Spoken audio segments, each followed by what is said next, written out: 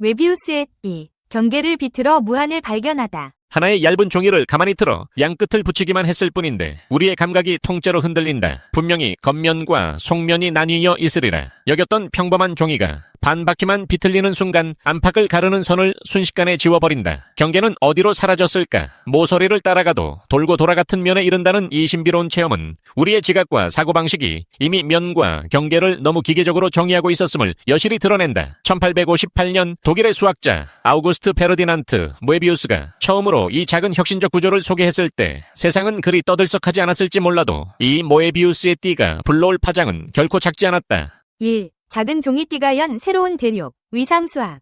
19세기 중엽, 기하학은 기존의 도형을 측정하는 학문이라는 정의를 넘어 본질적으로 관계를 탐구하는 방향으로 전환하기 시작했다.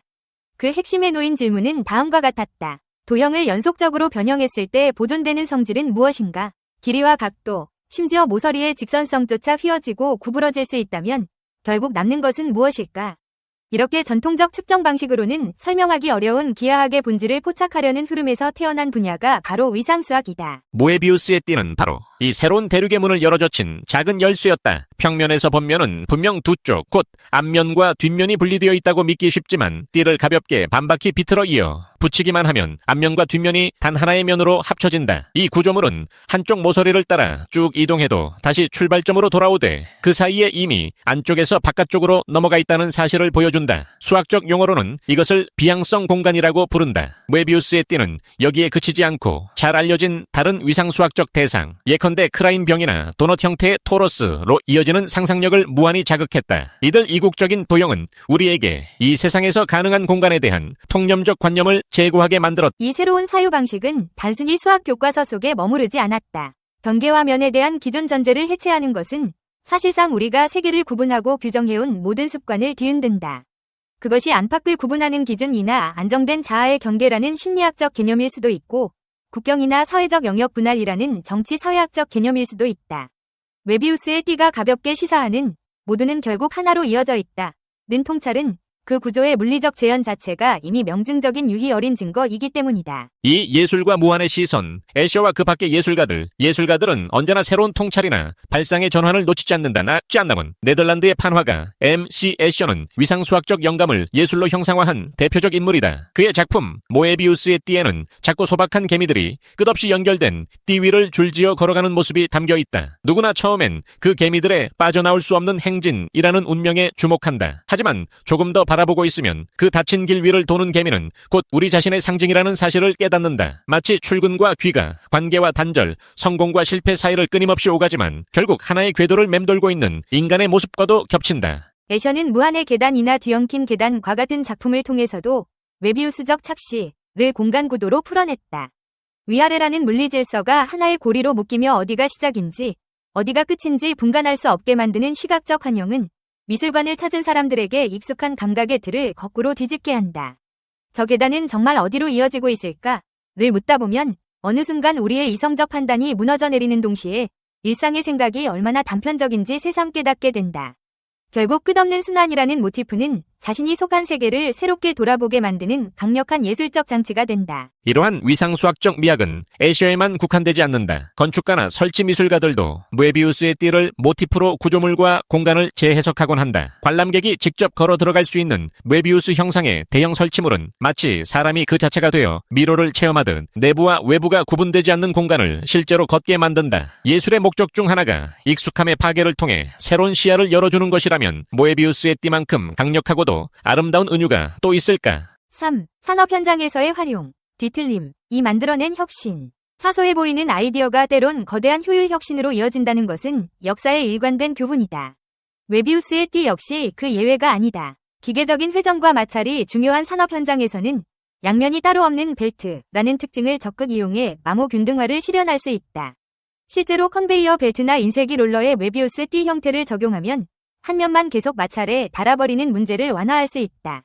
그 결과 기계 수명이 연장되고 장기적 관점에서 유지 비용도 줄어든다. 녹음용 마그네틱 테이프 역시 같은 원리가 적용된다. 일반 테이프는 계속 재생과 녹음을 반복할수록 한쪽 면만 반복적으로 마모된다. 그러나 이 테이프를 메비우스 형태로 꼬아 감으면 재생 과정에서 테이프의 안쪽과 바깥쪽이 번갈아가며 헤드와 접촉하게 된다. 이는 소음이나 잡음 발생을 줄이고 녹음 품질을 좀 더 오래 유지할 수 있도록 돕는다. 최근에는 나노 재료공학 분야에서도 메비우스적 구조가 큰 주목을 받고 있다. 그래핀이나 실리콘 필름 같은 초박형 재료를 미세하게 꼬아 2중 혹은 3중의 메비우스 구조를 구현하면 전기적 기계적 성능이 개선된다는 연구 결과가 발표되고 있다. 작은 뒤틀림 하나가 예상치 못한 특성을 발휘할 수 있다는 가능성, 그리고 발상의 전환이 곧 기술 발전임을 증명하는데 메비우스의 띠는 또 한 번 커다란 역할을 맡고 있다. 4. 철학과 심리학 그리고 경계의 해체. 모에비우스의 띠가 진정으로 빛나는 영역은 어쩌면 수학이나 공학 그 너머일지도 모른다. 우리가 안과 밖을, 자아와 타자를, 의식과 무의식을 서로 날카롭게 구분지어 생각해 온 모든 틀을 이 구조가 흔들어 놓기 때문이다. 손가락으로 모에비우스 띠를 슬슬 따라가 보면 분명히 반대편 면으로 넘어왔으나 어느새 다시 제자리로 귀환한 자기 자신을 마주하게 된다. 이쪽과 저쪽이라는 구획이 언제 사라져 버렸는지 알 수 없을 만큼 그 경계는 실체 없이 한 덩어리로 이어져 있다. 정신분석학자 프로이트가 길게 설명한 무의식의 영역이 사실은 우리의 바로 옆면이라는 깨달음은 우리가 내부라고 믿어온 것도 사실은 언제든지 바깥으로 통할 수 있다. 는 통찰과 맞물린다. 울리히 백의 위험사회 이론도 마찬가지다. 현대사회의 거대한 위험은 국경을 넘어 전 지구적으로 확산되며 그 리스크가 일방적으로 바깥에만 존재하지 않는다는 지적은 모든 것은 연결되어 있다. 는 메비우스의 메시지와 정확히 겹친다. 결국 이 띠를 따라가며 우리가 목도하는 것은 경계가 선명해 보이지만 실은 언제라도 뒤집힐 수 있다는 사실이다. 자연스럽게 윤리적 성찰도 찾아온다. 타인의 고통은 나와 무관하다는 전제가 얼마나 허약한가. 살아가다 보면 눈앞에 보이지 않는 이들의 아픔이 곧 내 삶에 긴밀히 연결되어 있음을 실감할 때가 많다. 모에비우스의 띠가 일깨우는 바도 그러하다. 안이라는 위치에 있다고 해서 절대적인 보호를 받는 것도, 밖이라는 위치에 있다고 해서 완전히 분리된 것도 아니다. 우리는 서로 이어진 하나의 면 위를 저마다 다른 시간에 걷고 있을 뿐이다. 5. 영화와 드라마 속 메비우스적 시간, 위 서사. 메비우스의 띠가 던지는 또 하나의 중요한 화두는 시간의 비틀림이다. 많은 이야기, 특히 SF나 미스터리 장르에서 루프, 회귀, 모티프가 흔히 등장하는데 이것 역시 일종의 메비우스적 사고방식에 뿌리를 두고 있다. 크리스토퍼 놀란의 영화 메멘토에서는 기억을 잃은 주인공이 자신의 과거를 추적하며 이야기가 역순으로 전개된다. 스토리가 맨 끝에서 다시 시작으로 돌아오며 시작과 끝이 교차한다는 느낌이 강렬하게 전해진다. 그것은 곧 시간의 선형적 흐름을 당연시했던 관객에게 시간 역시 외부와 내부로 구분되지 않는 하나의 모에비우스 띠일 수 있다는 가능성을 암시한다. 톰 크루즈 주연의 엣지 오브 투머로우나 넷플릭스 시리즈 러시안 돌 같은 작품들도 비슷한 개념을 다룬다. 주인공은 죽고 나서 다시 같은 시점으로 돌아오거나 같은 날을 무수히 반복 경험한다. 어째서 빠져나오지 못할까. 초반에는 답답함을 느끼지만 곧 반복 안에서 성장을 모색하는 과정을 보며 시청자들은 질문을 바꾼다. 왜 탈출이 필요한가? 탈출이 반드시 중요한가? 각자의 경험과 지각에서 반복은 반드시 부정적인 것이 아니라 스스로를 성찰하고 재탄생하게 만드는 또 다른 기회가 된다. 한국 드라마 시그널에서 무정의로 과거와 현재를 잇는 설정도 마찬가지다. 전파가 시간이라는 장벽을 넘어 한 시점에서 다른 시점으로 이어진다는 것은 시간을 선으로 그렸을 때는 말도 안 되는 일이다. 하지만 시간을 모에비우스 띠처럼 비틀어 생각하면 과거의 표면과 현재의 표면이 하나의 매끈한 면으로 이어져 버리는 것이다. 이 드라마 속에서는 그것이 범죄 해결의 열쇠가 되지만 더 큰 맥락에서 보면 시간은 결코 일방통행이 아니다. 라는 모에비우스적 사유가 드라마의 심장부에 놓여있다. 6. 일상에서 발견하는 작은 띠들. 위대한 철학적 명제나 예술적 착시만이 아니라 우리의 평범한 일상에도 메비우스의 띠는 숨어있다. 재택근무가 보편화된 이후 집이라는 사적 공간과 사무실이라는 공적 공간의 경계가 흐릿해졌다. 책상 앞에 앉아있지만 그것이 업무 시간인지 휴식 시간인지 자아 개발의 순간인지 모호해진다. 물리적으로 분명 내 방 안에 있지만 동시에 회의에 참여하면서 회사라는 또 다른 공간의 일부가 된다. 이 경계 해체는 사람들에게 편리함과 동시에 심리적 혼란을 안긴다. 그러나 한편으로 안과 밖이 실제로는 이토록 쉽게 뒤섞일 수 있었다. 는 사실 자체가 우리 삶에 새로운 인식을 가져온다. 소셜미디어나 디지털 공간도 마찬가지다. 온라인에 올린 게시물이 오프라인 인간관계에 직접적인 영향을 미치는 것은 이미 흔한 일이 되었다. 디지털 자아가 현실 세계의 나를 규정할 때 우리는 이미 안과 밖, 온라인과 오프라인이라는 경계를 넘나드는 모에비우스적 삶을 살고 있는 셈이다. 더 나아가 낯선 이의 게시물이나 댓글 혹은 약간의 조언이 인생의 변곡점을 만들어내는 사례를 보자. 멀리 떨어져 모르는 사람인 줄 알았는데 그 말 한마디가 가족이나 친구보다도 더 큰 영향을 미친다면 이건 역시 안팎의 구분이 깨어진 모에비우스적 현실이 아니고서야 설명하기 7. 실패와 성공, 타인과 나, 끝과 시작. 삶을 돌아보면 결정적 순간마다 예상치 못한 반바퀴 비틀림이 있었다. 크게 실패했다고 느낀 사건이 사실은 성공으로 이어지는 길목이 되기도 하고 모든 게 끝났다고 생각한 상황에서 의외의 기회가 나타나기도 한다.